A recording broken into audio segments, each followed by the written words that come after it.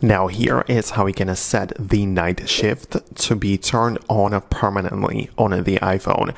If it's your first time on Foxtecc, definitely subscribe so you don't miss videos like this one.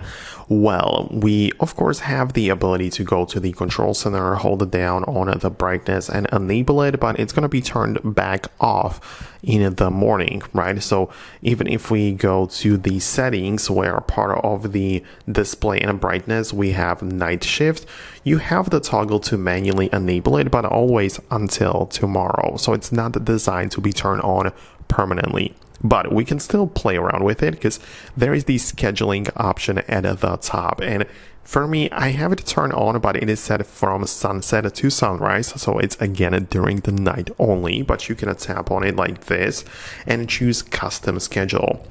And in here, I would recommend you to choose it like this. So for example, you turn it on at 10 p.m. That's fine. And you turn it back off at 9:59 p.m.